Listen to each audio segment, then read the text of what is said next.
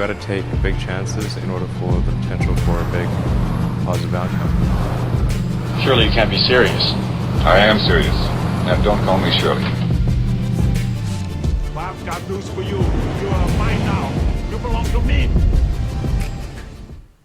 Hello, welcome back to A Boring Revolution, your number one news source for everything in regards to the Boring Company. I hope you're all well. Just coming to you with a very quick episode today. I was hoping to do this episode Sunday. Monday, fortunately, I've been in quite bad health, so it didn't happen, but feeling a lot better today, so I thought I'd get into this.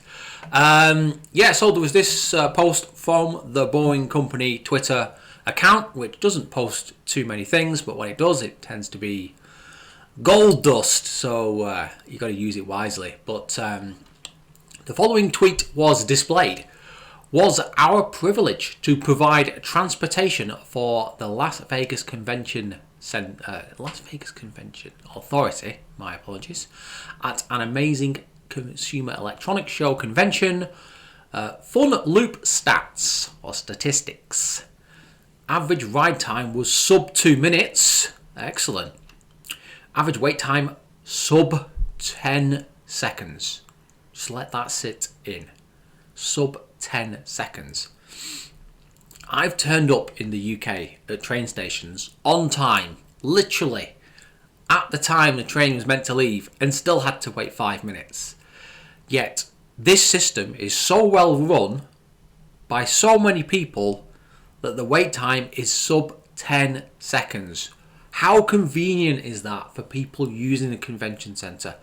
Imagine you had to go from like the East Hall or the Central Hall all the way to the West Hall.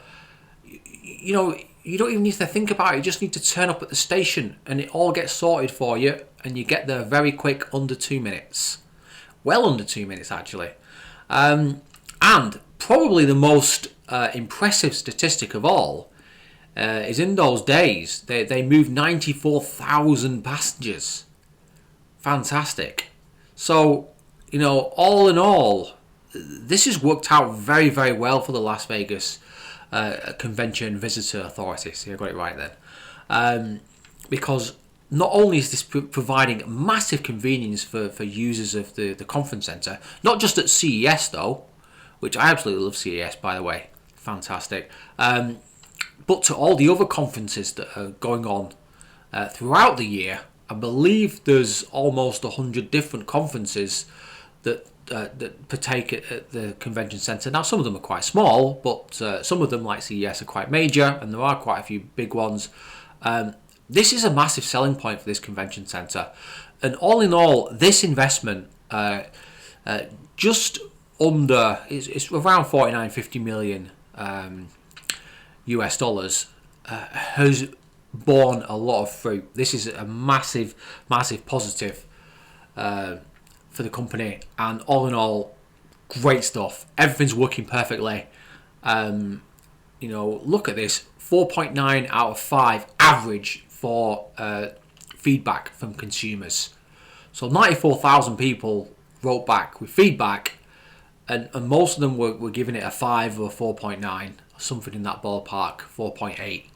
So you just can't go wrong with that. It's worked out fantastically, and not only is that working out well, but as this links in with the various casinos in and around the conference centre, the capacity of the system is going to improve, and most importantly, the average speed and the top speed of the vehicles is going to improve.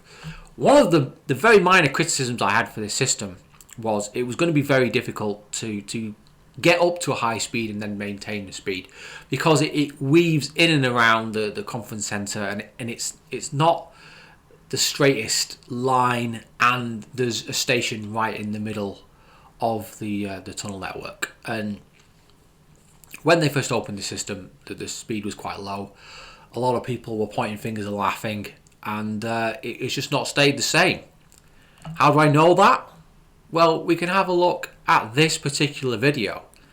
Now, there is a bit of controversy surrounding this video, and I will explain to you in a moment why I've come to a certain conclusion. But all in all, as you can see, if it's going to play. There we go. As you can see, vehicle goes down the ramp fairly slowly. I really wish people would do videos in landscape mode. I mean, it's just so much easier. As you can see, the speed here looks like it's going around 16 miles per hour, 20 miles an hour, 30 miles an hour, 40 miles an hour, 50 miles an hour. At this point, I started to think, this doesn't really look like... So it's 68 miles an hour now. You can't quite see because 70. So you can see there 70. I don't believe this is 70 miles an hour. I believe this is 70 kilometers an hour. Now, why in the hell a US driver is using a metric measurement, I don't know. One of the things that you should like kind of garner from this particular video is that in places this tunnel is not very straight. It's quite windy.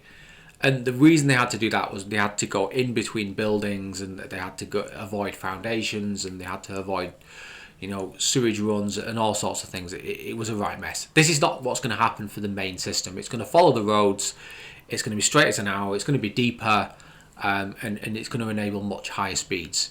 If they can do 70 kilometers per hour, which is around 45 miles per hour in this system, and I'm anticipating it will eventually go up to around 75 kilometers per hour, potentially 80 kilometers per hour. I anticipate that in the main system they'll go well in excess of 100 kilometers per hour, potentially a lot more. This is very convenient for passengers because you're not stopping. That is a consistent speed. You're not stopping every mile and a half. You know, you could potentially travel 5, 6, maybe even 7 miles, well over 100 kilometers per hour, and you're going to get there in a really good, fast time.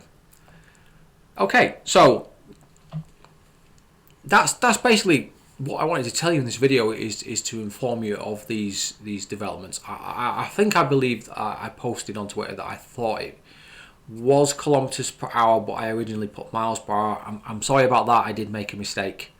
The reason that mistake was made was that the other 6 or 7 videos that I have previously posted on Twitter showing screenshots of Tesla vehicles in this system all showed miles per hour. And I just made the assumption that this is America, and in America they use the imperial units, so they use miles per hour.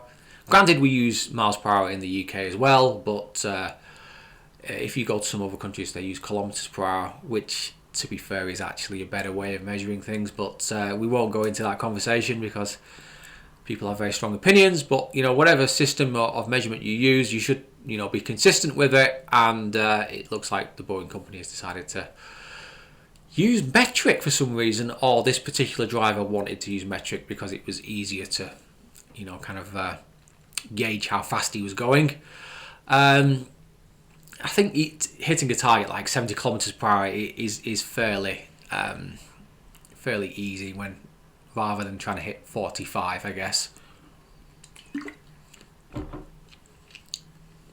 Another thing that's worth saying as well, when they were talking about this system in the past, they were telling us it was dangerous. There was congestion. There was no way you could get out of a vehicle. It was too tight. There were going to be fires. There were going to be collisions. They weren't going to be able to move very many people. It was going to be abandoned after a year. It was going to cost more than the 50 million they said it was going to cost. All those things that I've just mentioned have proved to be absolutely fundamentally incorrect. Yeah? This system has had 0 accidents, 0 fires, and 0 near misses in the 3 years it's been operating. And during the biggest event of the year, there was 0 problems. This system has been a fantastic success. The numbers, you know, they stand true. The numbers say it for themselves. So ultimately, as the system has expanded, I expect improvements, and I expect more people to get on board with this system. If people still don't like that, you know, hit me with some data, because I'm just hearing assumptions at the moment.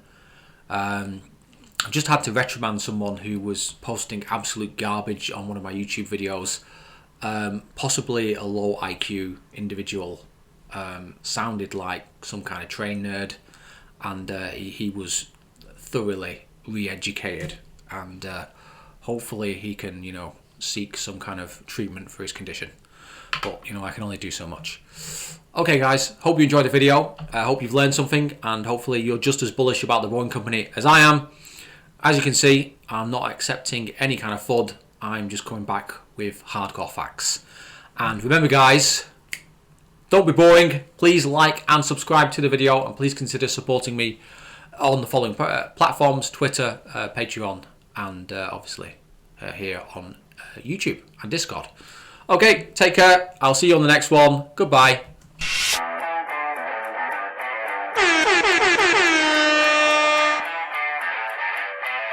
Come get some. Thank you for your cooperation. Good night.